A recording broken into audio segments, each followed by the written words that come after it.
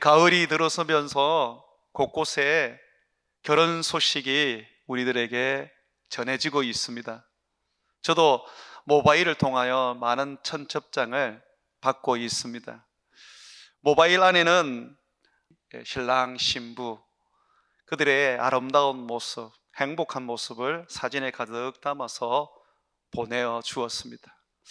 그 사진 보면서 저도 즐겁고 참 이쁘다, 행복하구나 하는 생각이 들었습니다.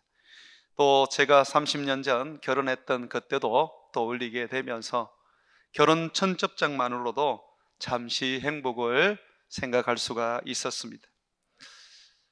우리에게도 또 다른 결혼이 준비되어 있습니다. 그것은 이 땅에서 있는 결혼이 아닙니다. 우리 예수님과 올려지는 결혼입니다. 우리는 남자든 여자든 다 예수님의 신부입니다.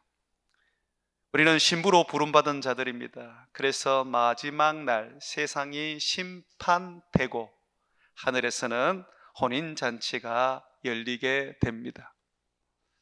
온 땅이 지진과 우박과 하나님의 말씀으로 인하여 다 멸망하고 사라진 후에는 하늘에서는 예배와 그리고 혼인 예식이 이루어집니다. 오늘 여러분들이 함께 읽었던 요한계시록 19장의 말씀을 보게 되면 예배가 나옵니다. 먼저 하늘의 천사들의 예배가 나옵니다. 1절 한번 보시죠. 이 일 후에 내가 들으니, 이 일이라는 것은 온 세상이 멸망한 후에 하늘에서 이제 예배가 드려집니다. 이 일 후에 내가 들으니 하늘에 허다한 무리의 큰 음성 같은 것이 있어. 여기서 하늘의 허다한 무리의 큰 음성은 천사들의 음성을 말합니다. 이르되 할렐루야, 구원과 영광과 능력이 우리 하나님께 있도다. 그의 심판은 잠되고 어려우신지라. 음행으로 땅을 더럽게 한 큰 음녀를 심판하사 자기 동들의 피를 그 음녀의 손에 갚으셨도다 하고, 천사들이 세상 멸망을 본 후에 하나님께 예배를 드렸습니다. 할렐루야, 아멘 하면서 주님, 당신의 심판은 공의롭습니다. 이 땅에 음료와 같은 수많은 나라들을 멸하시고 예수를 믿는 사람들을 핍박하고 죽이고 괴롭게 했던 그들을 심판하시니 참으로 의로우십니다 하고 하나님께 먼저 예배를 시작했습니다. 그런 후에 4절에 보게 되면 24장로와 네 생물이 아멘 할렐루야 하면서 화답하고 이어서 예배를 드립니다. 24장로는 교회의 대표를 말하고 네 생물은 만물의 대표를 말하는 것입니다. 온 땅의 모든 존재들이 우리 하나님 앞에 그 구원의 감사와 찬송을 예배하고 있는 것입니다.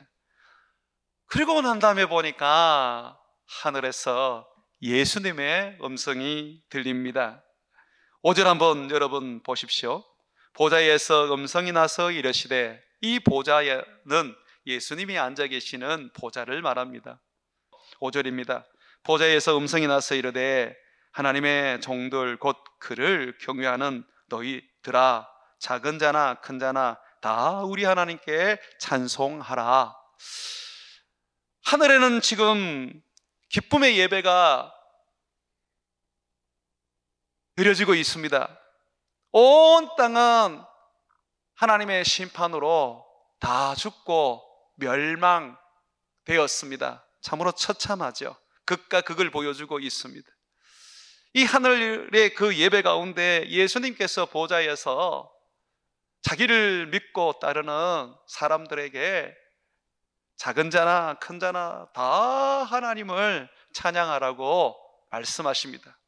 그때에 주님을 따르는 믿음의 사람들이 하나님께 마지막으로 찬양을 올려드립니다. 6절입니다.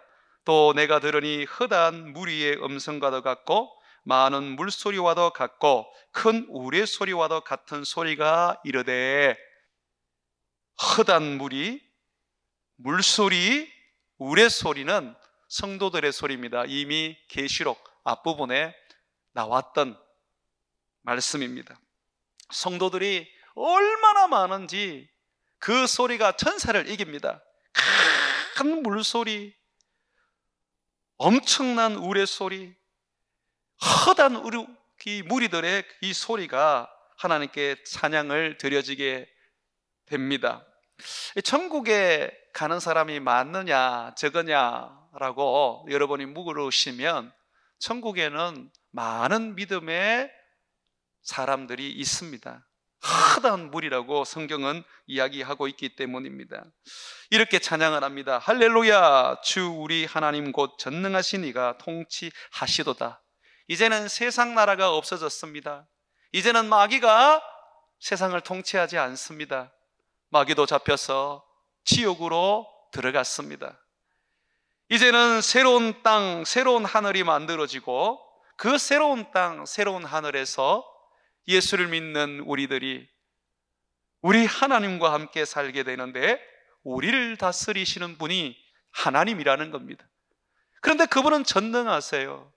그러니 그가 우리에게 능치 못할 일이 없는 것입니다.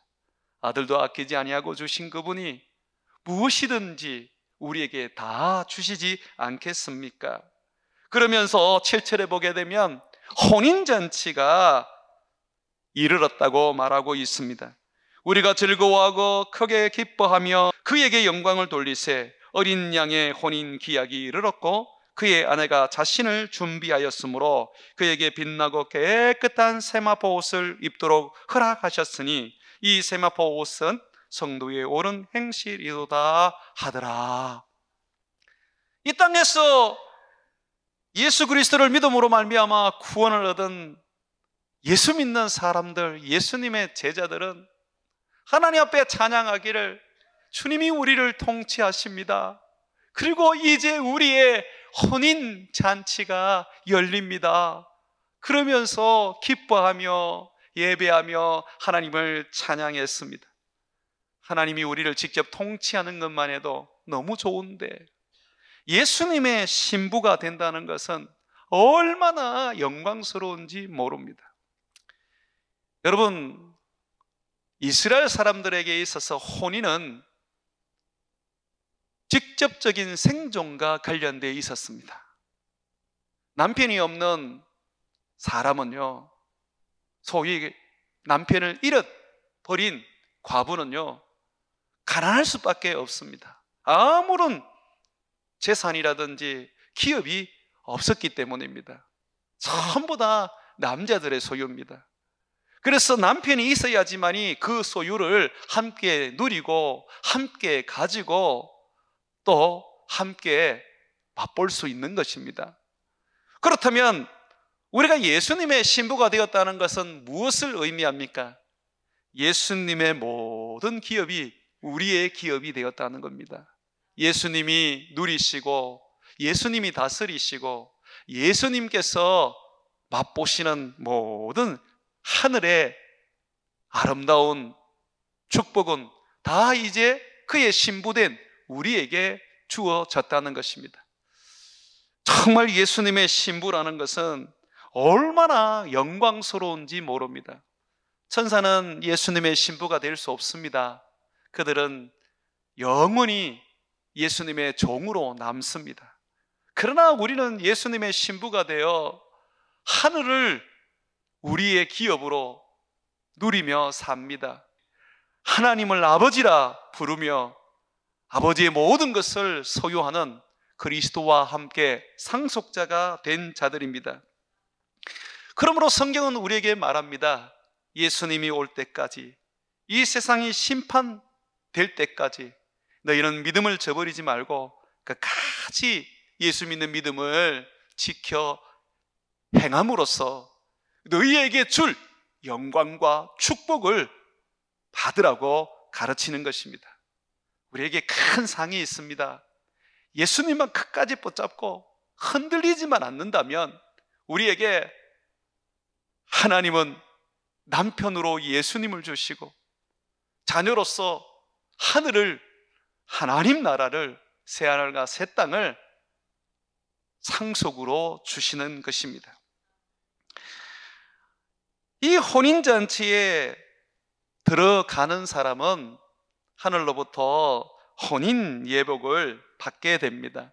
이 혼인 예복이 없으면 혼인잔치에 누구도 들어갈 수가 없습니다.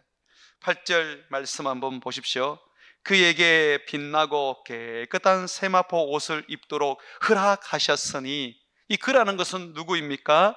신부를 말하는 겁니다. 신부는 누구입니까? 예수를 믿는 저와 여러분들입니다.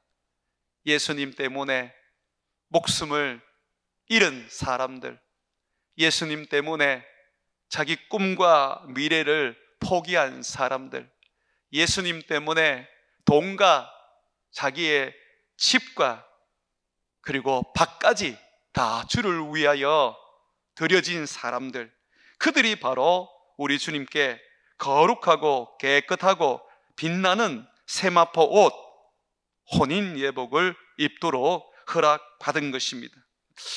여기서 입도록 허락받았다라는 말은 어떤 의미를 가지고 있느냐면 자격이 된다는 것입니다. 신부로서 자격이 되기 때문에 너는 혼인 예복을 입어라, 그러면서 그 혼인 예복을 하나님이 주신다는 것입니다. 자격이 안 되면 못 받는다는 것이죠. 우리 가경식 목사님이 그동안 강도사로서 설교를 하고 또 여러분들 가운데 섬겨왔습니다. 그런데 신학교를 졸업했지만 목사 안수를 안 받았기 때문에 교회를 이끌어갈 자격이 안 됩니다. 특히 축도를 할 수 있는 그런 자격이 주어지지 않습니다. 목사가 되어야지만이 축복권, 성찬권, 그리고 안수권까지 허락되어집니다. 그런데 며칠 전에 이제 목사 안수를 받았습니다.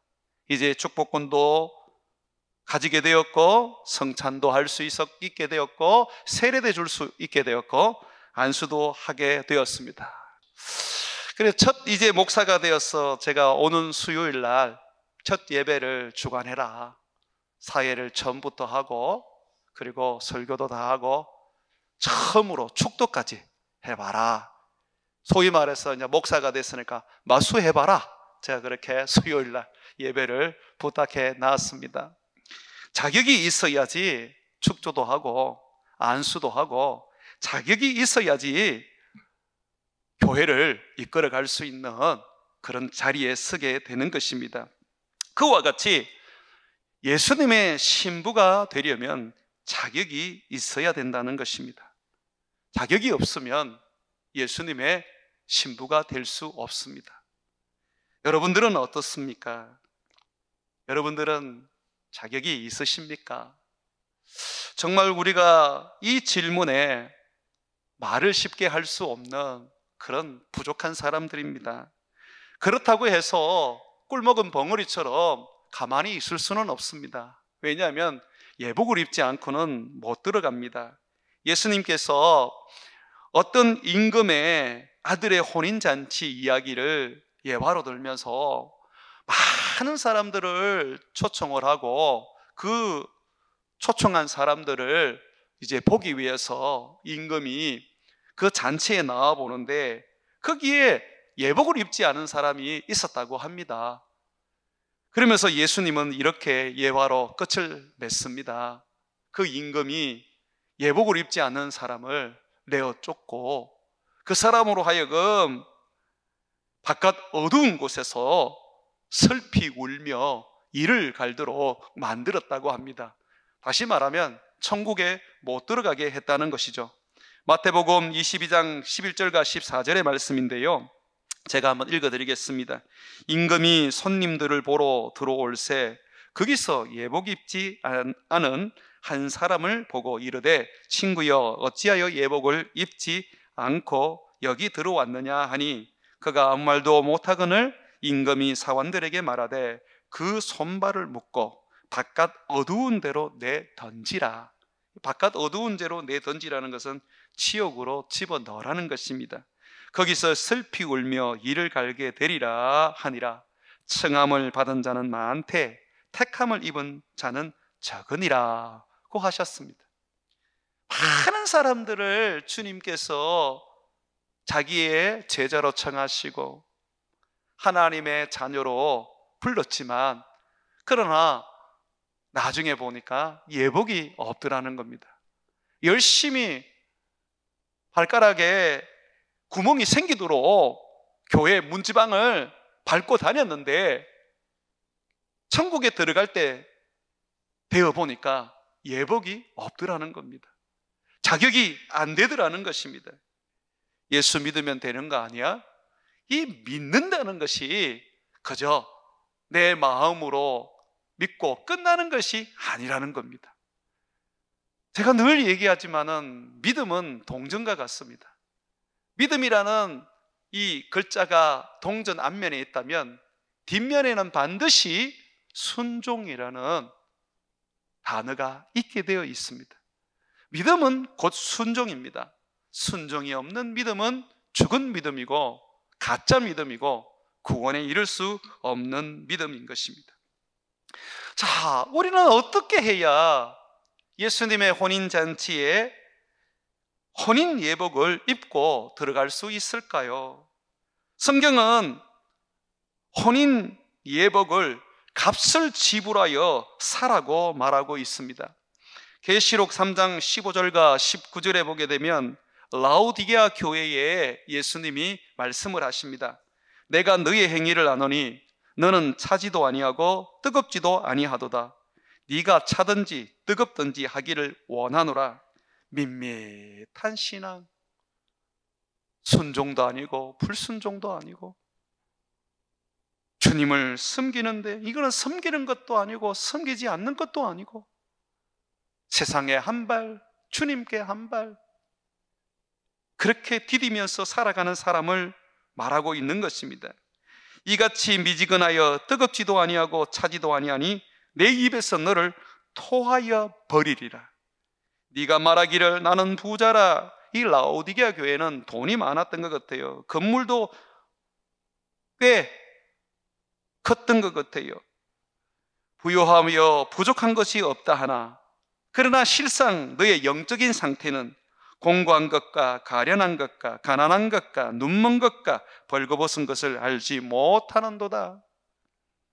내가 너를 권하노니 내게서 불로 연단한 금을 사서 부요하게 하고 흰옷을 사서 값을 지불하라는 거죠. 흰옷을 사기 위해서는 네가 값을 지불하라는 것입니다. 흰옷을 사서 입어 벌거벗은 수치를 보이지 않게 하고 안약을 사서 눈에 발라 보게 하라. 불로 연단된 금을 사라 그러고 흰옷을 사라 그러고 안약을 사라고 말하고 있습니다. 값을 지불하라고 주님은 말하고 있습니다. 보게 하라. 물은 내가 사랑하는 자를 책망하여 징계하노니 그러므로 내게 열심을 내라. 회개하라. 주님은 우리가 마지막 날 주님의 혼인잔치에 들어가기 위하여 흰옷을 사라고 말씀하고 있습니다. 자기 스스로 부유하고 부족함이 없고 자기는 만족하는 삶을 살고 있는데 주님이 보시기에는 그렇지 않으십니다. 가난하고 또 벌거벗어 있고 눈물어 있고 공고하고 가련합니다. 주님은 그래서 흰옷을 사라고 말합니다. 값을 지불하고 너는 흰옷을 가지라고 말씀하고 있습니다. 여러분, 값을 지불한다는 것이 무슨 의미입니까? 값을 지불한다는 것은 계시록 6장 9절에서 11절을 보게 되면 알 수가 있습니다. 하나님의 말씀과 또 그들이 가진 예수에 대한 증거로 말미암아 고통받고 고난받고 가난함을 당하고 마침내는 죽임을 당한 삶을 살았던 사람들, 그들이 바로 값을 지불한 사람들입니다.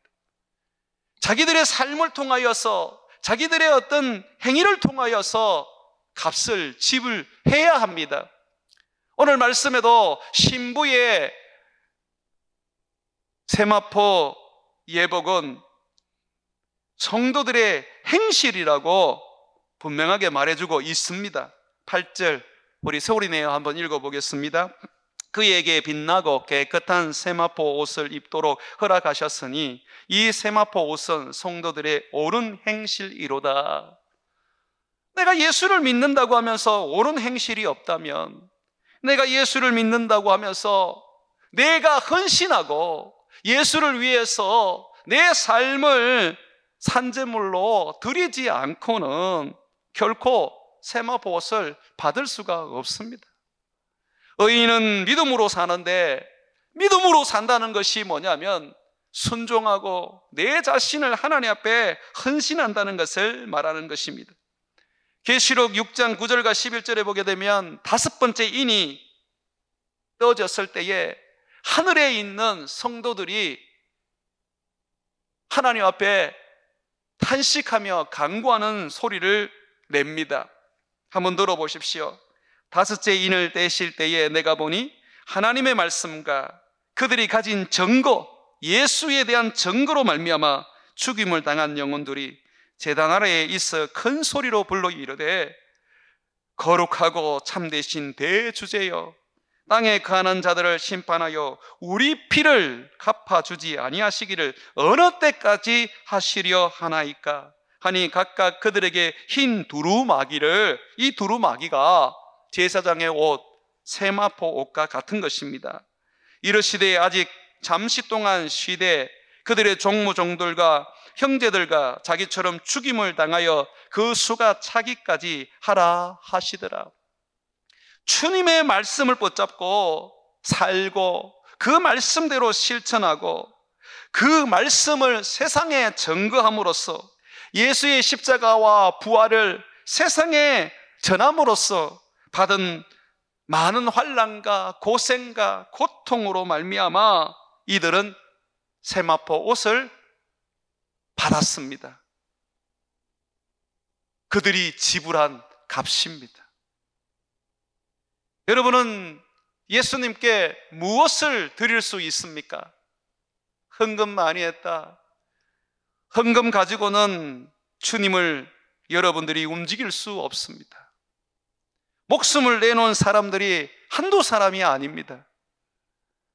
계시록에 나와 있는 믿음의 사람들은 결국은 우상에게 절하지 아니하고 예수 믿는 믿음으로 인하여 많은 환난과 고통과 순교까지 당한 사람들입니다.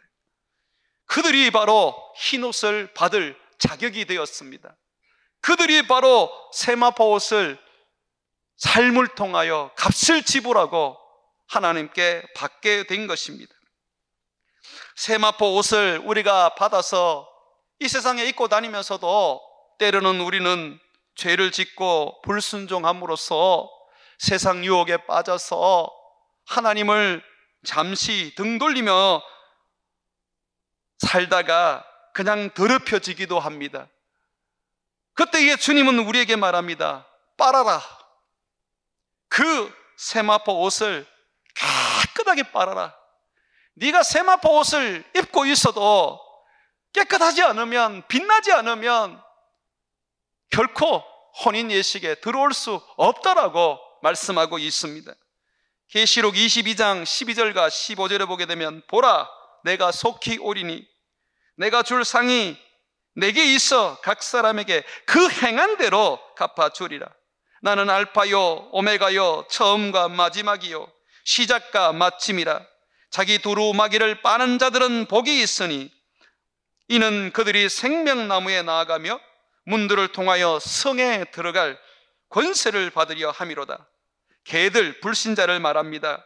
개들과 점술가들과 음행하는 자들과 살인자들과 우상 숭배자들과 거짓말을 좋아하며 지어내는 자들, 이단, 속이는 자, 사기꾼 등을 말하는 것입니다. 다 성 밖에 있으리라고 말하고 있습니다. 예수만 믿으면 되지, 내가 예수 믿고 무슨 짓을 하든 결국은 내가 천국 갈 거 아니야 라고 여러분들이 생각하고 있다면 잘못된 생각입니다. 의인은 오직 믿음으로 말미암아 살아야 합니다. 믿음이라는 것은 우리 주님을 믿는 믿음을 말하는 것입니다. 우리 주님의 말씀을 순종하는 삶을 말하는 것입니다. 우리는 우리 자신이 죄를 짓고 우리 자신이 하나님 앞에 허물이 있을 때에 우리는 예수 그리스도의 보혈로 다시 깨끗하게 씻어서 항상 자신을 깨끗한 신부로 준비해야 하는 것입니다.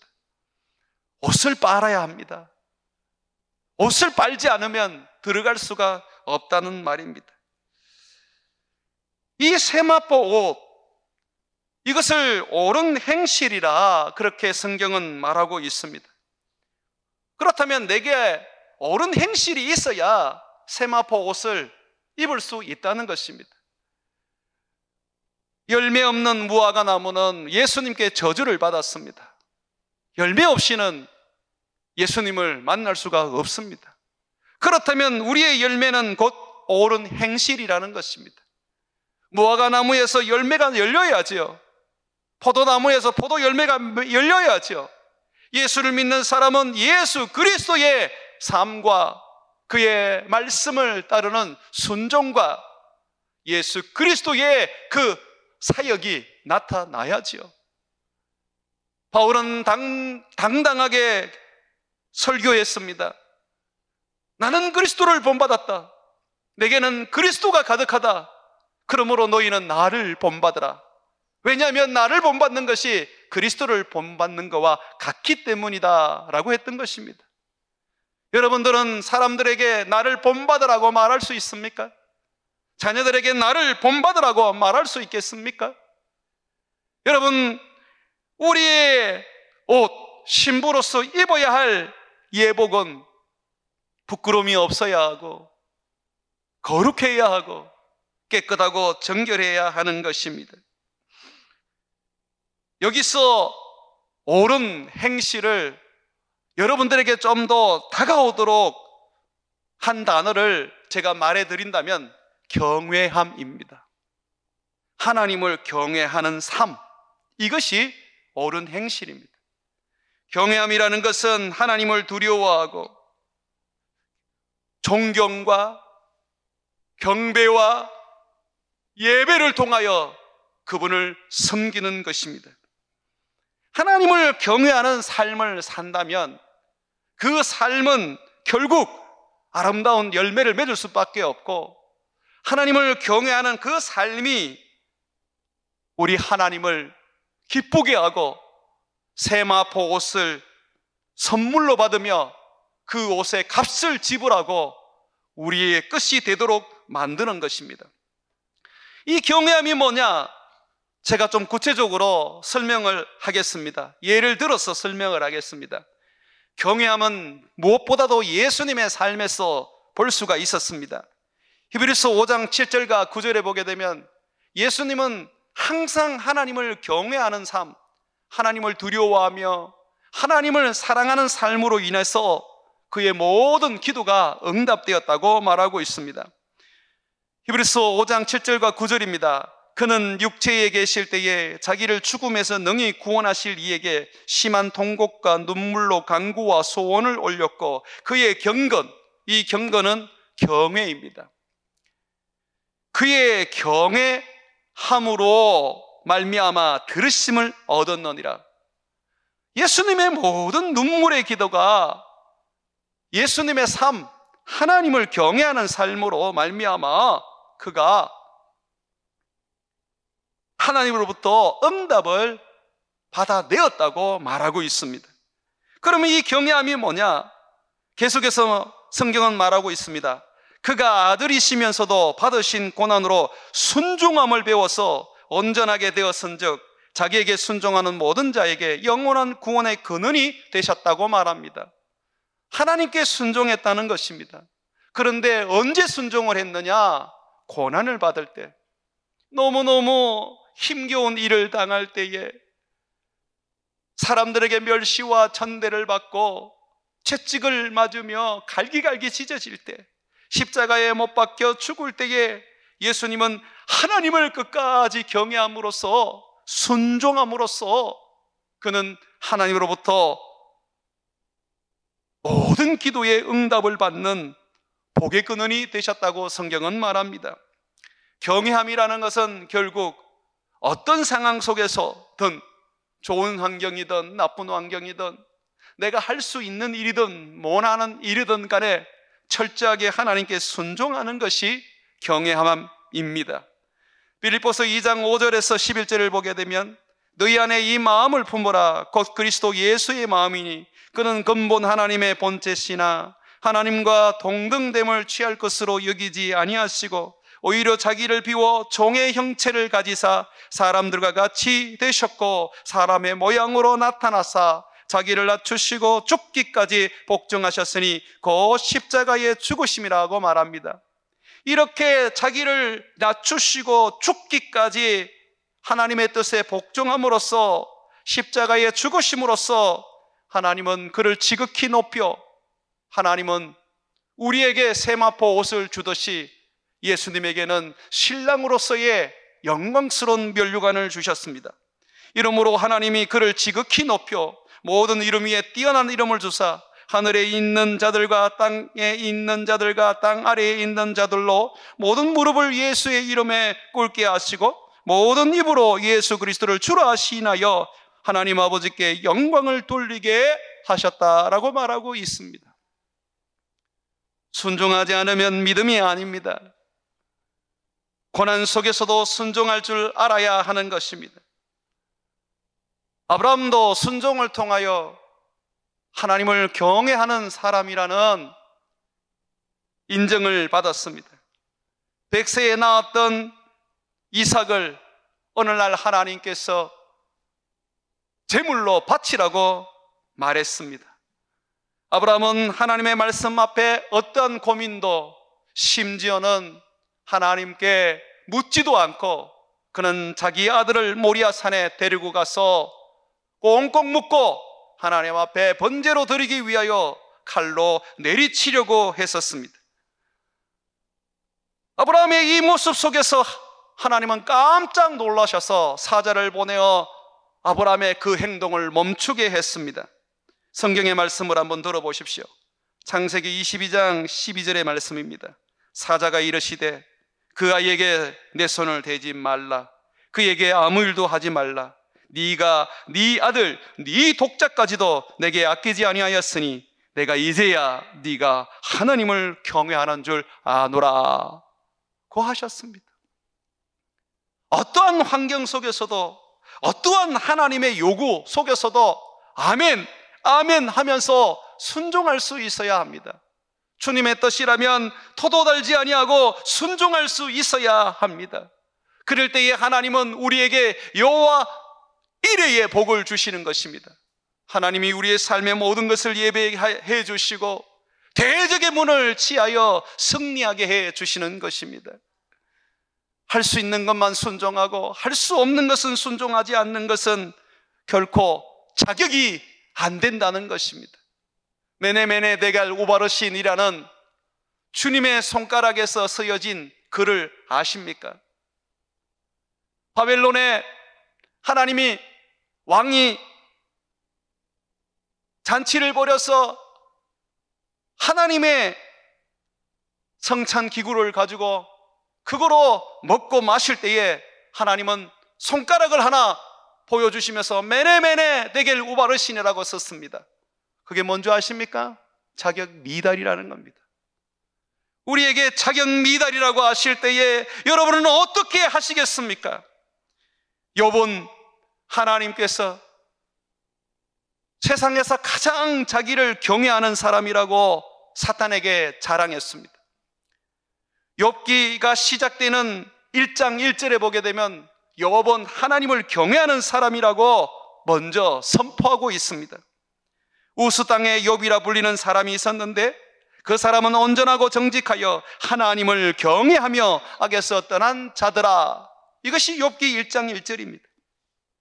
하나님은 항상 욥을 보면서 그가 하나님을 경외하고 있다는 것에 대하여 늘 기뻐하셨습니다.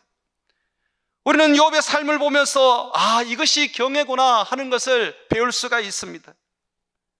하나님은 욥이 어떻게 하나님을 경외하는지 사탄에게 보여주기 위하여 사탄이 시험하도록 허락했습니다. 사탄은 욥의 자녀들을 다 죽이고 동방에서 가장 큰 부대였던 욥의 재산을 다 망하게 만들었습니다. 하루아침에 자식이 다 죽고 알거지가 되었습니다. 그런데도 욥은 하나님을 원망하지 않았습니다. 욥은 하나님 앞에 나가서 이렇게 행동했습니다. 욥기서 1장 20절과 22절에 보게 되면 욥이 일어나 겉옷을 찢고 머리털을 밀고 땅에 엎드려 예배하며 이르되 내가 모태에서 알몸으로 나왔사온 적 또한 알몸으로 그리로 돌아가올지라. 주신 이도 여호와시요 거두신 이도 여호와시오니 여호와의 이름이 찬송을 받으실지니이다 하고 이 모든 일에 욥이 범죄하지 아니하고 하나님을 향하여 원망하지 않았습니다. 그러나 우리는 하나님이 계시다면 왜 나에게 이런 일이 있을 수 있을까? 시간이 지나면 늘 실패를 되새기면서 왜 하나님이 날 도와주지 않으셨을까 하면서 원망합니다. 그러니 경외함이 없는 것이죠. 욥이 극심한 피부병으로 인하여 고통을 받을 때에 그의 아내가 하나님을 욕하고 죽으라고 저주를 했습니다. 그런데 욥은 뭐라고 말했습니까? 우리가 하나님께 복을 받았은 적 화도 받지 않겠느냐 하면서 결코 그 입술로 범죄하지 않았습니다. 여러분, 하나님께 복도 받고 화도 받을 수 있습니까? 여러분들, 하나님이 여러분을 저주하시면 그것을 기쁨으로 받을 수 있습니까? 그것이 되어야지 여호와를 경외하는 자입니다. 좋을 때만 할렐루야, 잘 될 때만 하나님 감사합니다. 어렵고 힘들고 고통스럽고 괴로울 때는 하나님을 원망하는 우리들의 삶은 참으로 욥과 너무나도 대조적인 모습입니다. 노아는 어떻습니까? 노아는 방주를 만들어서 세상의 심판에서 사람을 구원하려고 했습니다. 그런데 그 방주에 몇 사람이 탔습니까? 120년 동안 방주를 만들고 크고 우람하게 많은 사람들이 탈 수 있도록 했지만 겨우 자기 식구 8명밖에 타지 않았습니다. 한편으로는 하나님, 우리 가족만 살 것 같으면 뭐 하려고 이렇게 큰 방주를 만들게 하셨습니까? 그것도 수 없는 많은 세월을 고생하면서 방주를 제작하게 하셨습니까? 하면서 원망할 수 있었을 것입니다. 그러나 노아는 그렇게 하지 않았습니다. 하나님의 말씀 앞에 굴복하고 그 결과가 어떻든 간에 말씀 앞에 순종했던 것입니다. 목회라는 것은 결과를 보고 잘했니 못했니 말할 수 없습니다. 그 과정을 보고 하나님은 잘했니 못했니 판단하시는 것입니다. 오늘날 한국교회가 수천 명 모이고 수만 명 모이면 뭐합니까? 온갖 거기에는 성중독과 동성애와 돈으로 얽혀서 서로 죽이고 고발하는 그런 일들이 비일비재하게 일어나고 있습니다. 교회에서 말입니다. 그게 뭔 성공이고 부흥입니까? 노아는 히브리서 11장 7절에 보게 되면 이렇게 평가합니다. 믿음으로 노아는 아직 보이지 않는 일에 경고하심을 받아 경외함으로 방주를 준비하여 그 집을 구원하였으니 이로 말미암아 세상을 정죄하고 믿음을 따르는 의의 상속자가 되었느니라고 말하고 있습니다. 하나님께서 하라 하면 결과가 어떻든 간에 하는 것입니다. 성공할 것인가 실패할 것인가 그건 우리가 판단할 일이 아닙니다. 종은 말이 필요 없습니다. 하나님이 하라 그러면 하면 되는 겁니다. 종이 잡고 따지고 들고 종이 잡고 하나님의 일에 시비를 걸면 그게 어떻게 종입니까? 그게 주인이지.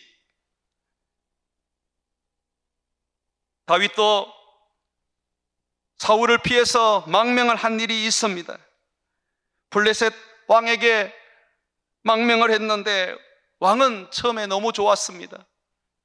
위대한 장군이 자기에게 왔다는 것은 이제는 자기가 큰 일을 할 수 있다는 것을 의미했었습니다.